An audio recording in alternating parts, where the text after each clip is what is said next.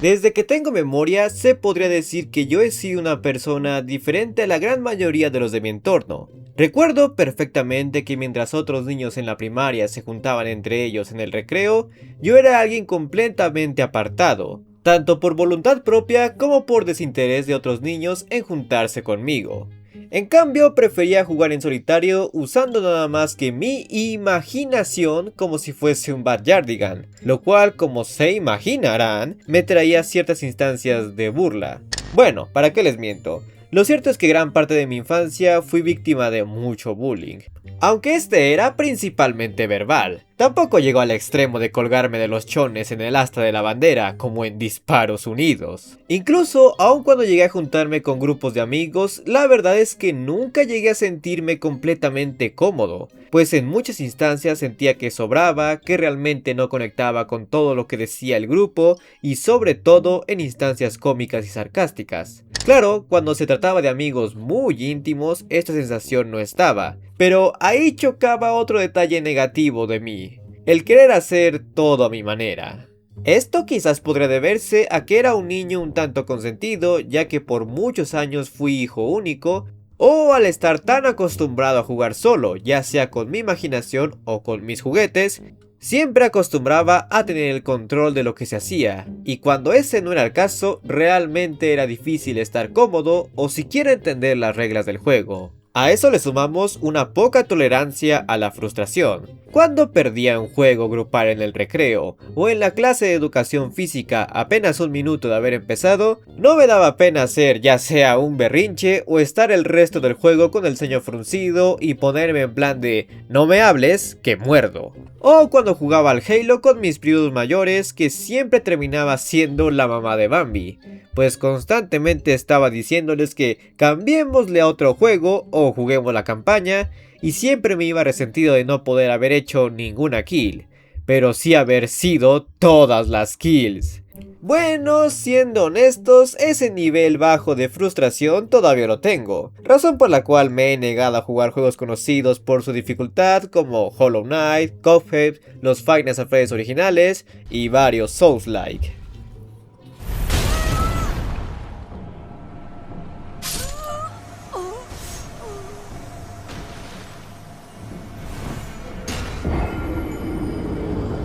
Y a medida que crecía, me fue inevitable preguntarme, ¿por qué?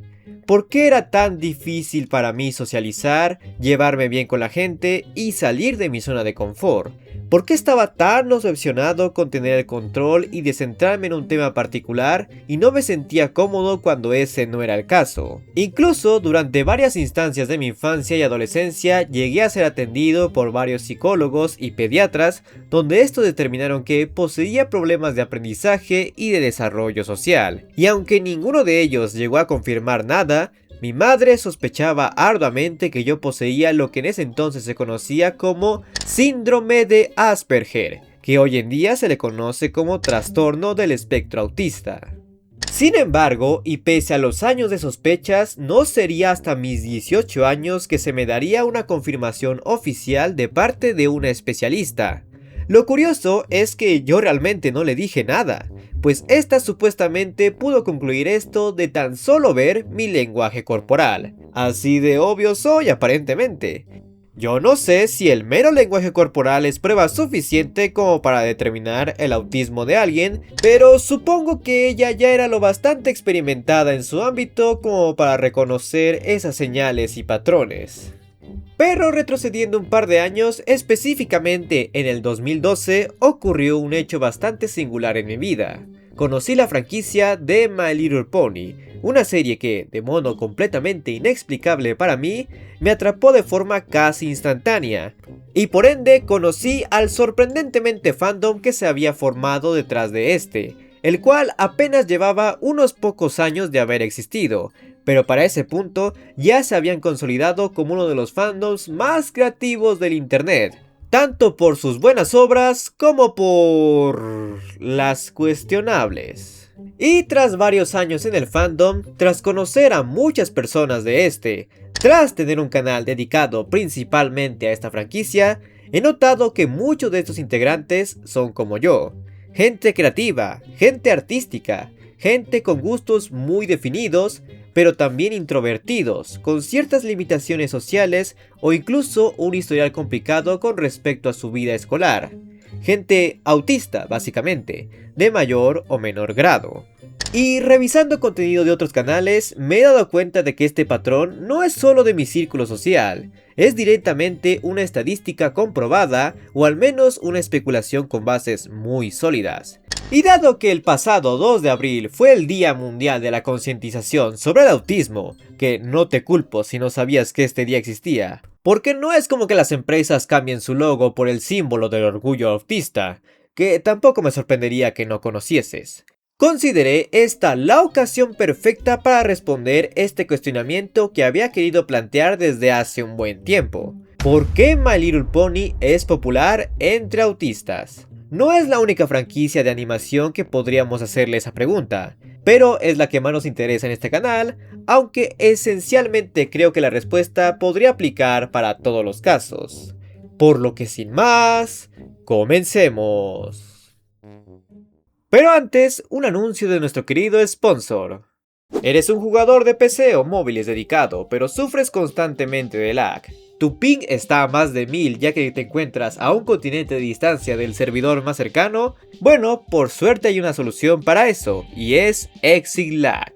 Un sistema diseñado para optimizar el enrutamiento de datos mediante IA para que así tu dispositivo pueda encontrar no una, sino hasta 4 rutas de lo más optimizadas para que los datos de navegación se muevan de la forma más rápida al servidor más cercano, garantizando así una experiencia de juego más estable y fluida, sea que estés en una ciudad sobrepoblada o un páramo donde apenas llega la señal.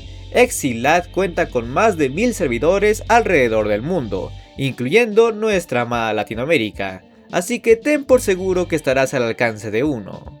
Y estás de suerte, ya que en este momento ExitLag está celebrando su cumpleaños con la oferta V-Day, la cual estará disponible hasta el 4 de mayo, con un jugoso descuento del 50% en el plan anual más 3 meses gratis, sea el plan solitario, dúos o squads de hasta 5 jugadores, los cuales si compras entrando al enlace en la descripción o en el comentario fijado y usas mi código FlashMagLag7 estarás apoyando el canal. De esta forma, todas tus partidas en The Finals, un juego que te regresa más del 25% adicional en su moneda premium al comprar el pase y te regala esa misma moneda solo jugando, contarán con la mejor estabilidad. El nivel de habilidad ya dependerá de ti. Dicho esto, volvamos al video. Para empezar hay que definir, ¿qué es el autismo? De forma simplificada, el autismo es lo que comúnmente se define como un espectro que afecta el desarrollo cerebral, causando así que las personas involucradas posean una percepción distinta de los demás, el entorno y cómo se relacionan con estos, por lo que generan formas particulares de llevar a cabo una comunicación con terceros o patrones de comportamiento que en varios casos es bastante repetitivo y específico. Esto es algo que se puede detectar prácticamente desde la niñez, con los bebés con apenas unos meses de nacidos, los cuales tengan dificultades para mantener contacto visual o no posean el mismo nivel de desarrollo en habilidades básicas como otros bebés, tanto si éstas se desarrollan o muy lento o muy rápido. Por ejemplo, y esto según mi madre, yo aprendí a hablar antes de siquiera cumplir el año, pero mis habilidades motrices eran y siguen siendo lamentables. En serio, nunca fui apto para ningún deporte y no aprendí a atarme las agujetas hasta los 10 años. Y bueno, de hecho todavía tengo algo de problemas con ellas porque se me desatan muy seguido. Es difícil encontrar zapatos sin agujetas para adultos, ¿saben? Ahora bien, pese a que actualmente el Asperger se considere del espectro autista, lo cierto es que hay diferencias considerables.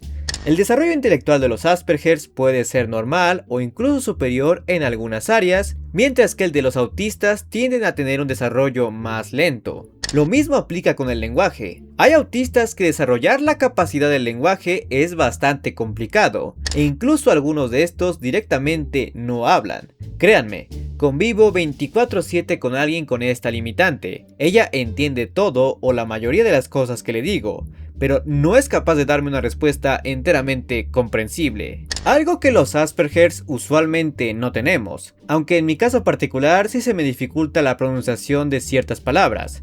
Ustedes ya deberían haberlo notado, pero eso también podría ser más por mi dislexia. La razón por la cual ya no se usa el término Asperger es porque pese a las diferencias ya mencionadas, lo cierto es que en gran medida ambos espectros comparten bastantes características, por lo que confundirlos era muy común, así que catalogarlos de la misma forma ayuda tanto a los especialistas como a quienes forman parte del espectro.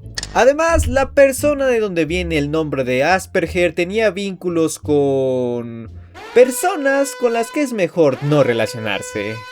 Otra de las cualidades que definen a los autistas es el de los patrones y gustos específicos y repetitivos, y esto es algo que cualquiera que padezca o conviva con alguien que tenga autismo me lo podrá confirmar. Cuando un autista encuentra algo que llame su atención, se obsesiona con esto, y en ciertos casos es muy difícil quitarle el gusto por ese algo o hacer que le guste otra cosa. Y puede que ese gusto se traduzca en consumirlo repetidamente en forma de bucle, aunque esto desde una perspectiva ajena carezca de total sentido. Volviendo al caso del autista que conozco, esta rara vez ve una película o serie de inicio a fin. En cambio, ve clips o escenas muy específicas de la misma y la mayoría de las veces las ve en bucle durante varias horas, como si estuviese hipnotizada por esa escena. Lo mismo podríamos decir conmigo, que cuando descubro una canción que me gusta tanto, puedo pasar varias horas escuchándola repetidamente, y eso durante varios días. A veces ni siquiera la canción completa, sino un versículo o una tonada en especial. De hecho, yo no soy alguien que consuma shorts de forma tradicional, pasando de estos a ver qué me topo. En cambio, si veo un short que me llame la atención, lo veo repetidas veces hasta que me aburra de él. Y si quiero volver a verlo, lo busco directo y ciertamente no tengo interés en mirar algún otro. Algo muy similar ocurre con las rutinas. La autista que conozco tiene un horario muy fijo de hacer las cosas, y rara vez la veo no haciéndolas. Y está tan metida en esa rutina y en el sentimiento de paz que le genera, que cuando alguien la interrumpe o solo se encuentra en su espacio de trabajo a la hora de hacer esas actividades, se pone histérica hasta que ese alguien se vaya. Y ese alguien soy yo la mayoría de las veces, por cierto. Ya ni hablemos de cuando ésta se encuentra en otros lugares que no sean ese espacio personal. Ahí de plano parece que es un animal enjaulado sin gana alguna de estar ahí. En mi caso, yo no puedo empezar el día sin mi café, mi avena con yogur y mis partidas en alguno de los juegos en los que estoy viciado. Se podría decir que mi cerebro se acostumbró tanto a esto que es difícil ser productivo sin ello, y eso que ya de por sí no es muy productivo. Además, les mentiría enormemente si les dijera que me entusiasman mucho las fiestas, que soy el alma de estas, y aquel que habla con todo el mundo y es el primero en la pista de baile.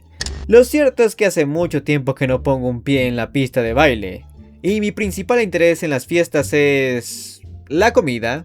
Pero el factor más importante para este caso es el de la sensibilidad sensorial. Y aquí los que son autistas en mi audiencia, les pregunto lo siguiente. Cuando están en un evento, ya sea una fiesta, un concierto o un desfile, ¿no odian o no les agrada el ruido excesivo? ¿La sensación de exceso de gente o la inmensa cantidad de luces deslumbrantes y parpadeantes que hay? ¿Ustedes también sienten molestias con ciertos chillidos o cuando algo en particular pasa por su piel? ¿Poseen un color favorito con el que están tan obsesionados que la gran mayoría de su ropa, la pintura o la decoración de su cuarto es de ese color? ¿Les inquieta pasar mucho tiempo sin poder moverse o sin escuchar algún tipo de ruido? Bueno, eso es parte de la sensibilidad sensorial, y la razón por la cual muchos creen que My Little Pony tiene tanto éxito entre autistas. Al tener diseños coloridos y bien estilizados, un buen uso de la paleta de colores en los escenarios, efectos de sonido agradables al oído, una buena y armoniosa banda sonora, o personajes con personalidades y caracterizaciones bien definidas, son los elementos principales que hacen que un autista se encuentre cómodo viendo esta serie, encariñándose con sus personajes y escuchando sus canciones una y otra vez. Pero esto no solo aplica en el lado sensorial, sino también el emocional. Al ser autistas, personas con dificultades para desarrollar o mantener relaciones sociales, ver My Little Pony, una serie cuyo núcleo emocional es justamente desarrollar relaciones sociales, podemos encontrar un sentimiento de calidez, de pertenencia, de sentirnos identificados con problemas mundanos y no tan mundanos de los protagonistas y alegrarnos e inspirarnos a ver cómo lo superan. Y esto no es algo exclusivo de los autistas. Gente que sufre soledad y depresión también ha podido mejorar su estado emocional con esta serie. Pero no me crean solo a mí, veamos lo que nuestros testimonios pueden decir al respecto.